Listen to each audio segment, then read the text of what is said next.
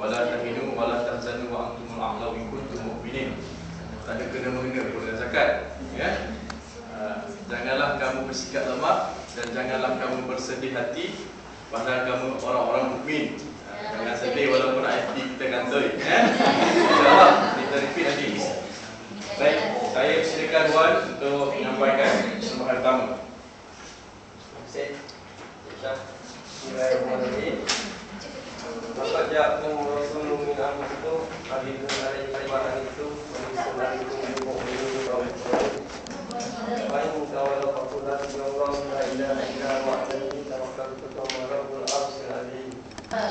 Assalamualaikum warahmatullahi wabarakatuh.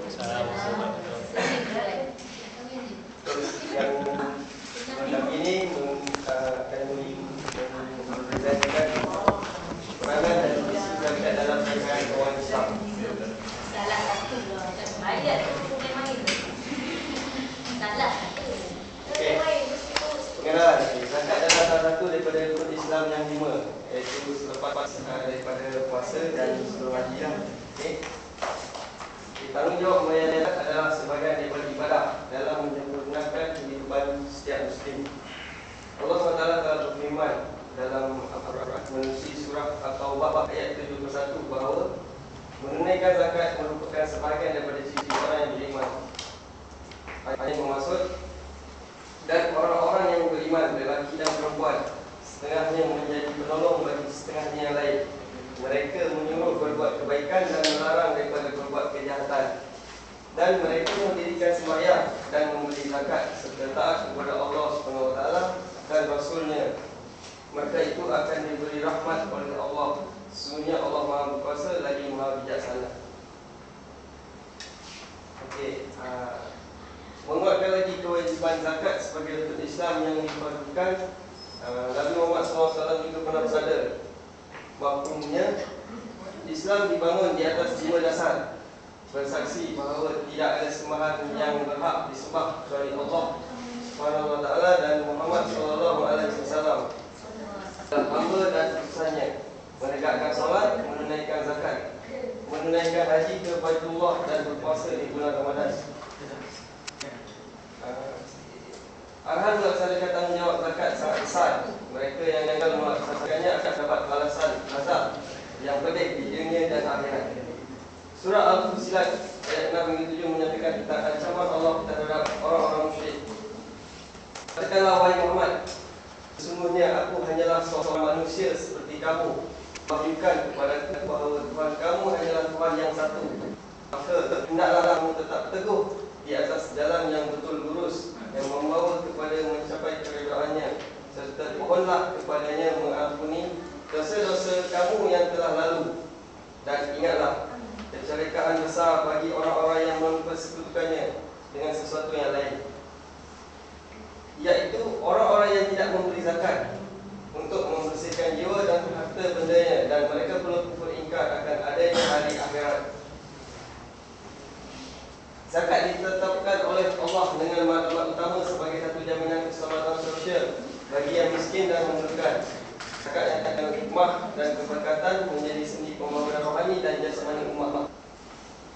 Mereka yang enggan dan ingkar, Nabi Muhammad SAW bersabda dalam sebuah hadis, barang siapa diberi Allah harta dan tidak menunaikan zakatnya pada hari kiamat, dia akan dibayang-bayangi dengan seekor ular bermata satu di tengah dan hanya 2 lidah yang melilitnya. Ular itu mencengkeram kedua rahangnya seraya berkata, aku hartamu, aku pusaka simpananmu. Kemudian Nabi SAW membaca firman Allah surah Al-Imran ayat 120. Dan janganlah orang-orang yang bakhil dengan harta yang Allah berikan kepada mereka dari dunianya menyangka bahawa kebakhilan itu baik bagi mereka.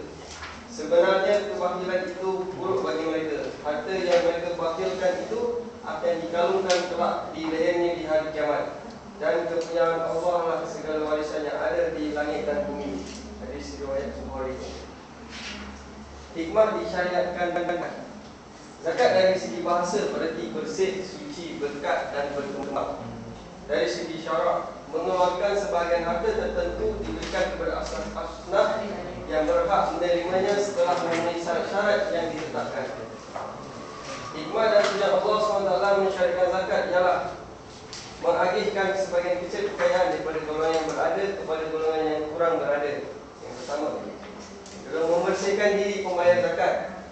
Yang ketiga, membersihkan dan menyuburkan harta pembayar zakat, mewujudkan sifat bersyukur terhadap nikmat yang dikurniakan oleh Allah SWT dalam golongan yang berada, mengurangkan perasaan di hati di kalangan yang kurang bernasib baik, mewujudkan perhubungan antara hamba dengan Allah SWT di samping perhubungan antara manusia dengan manusia itu sendiri, memberi peluang kepada golongan hartawan untuk beribadah dalam bentuk mengeluarkan zakat daripada harta mereka, mewujudkan kesatuan di kalangan masyarakat Islam dalam ekonomi dan kewangan.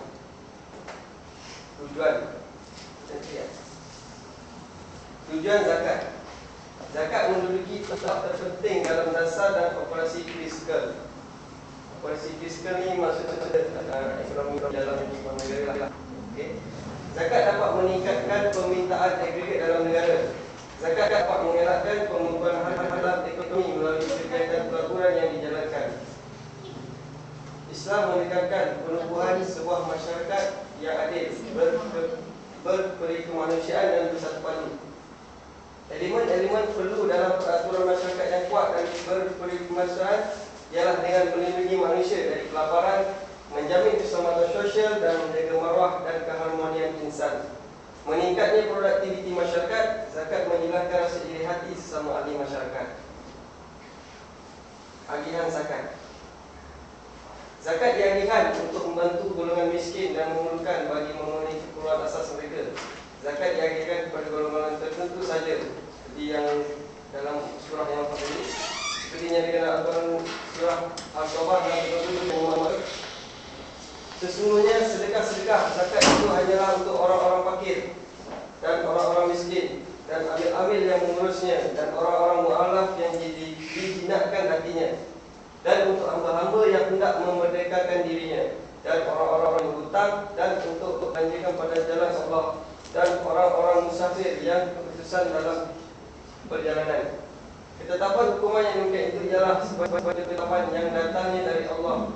Dan ingatlah, Allah Maha Mengetahui lagi Maha Bijaksana.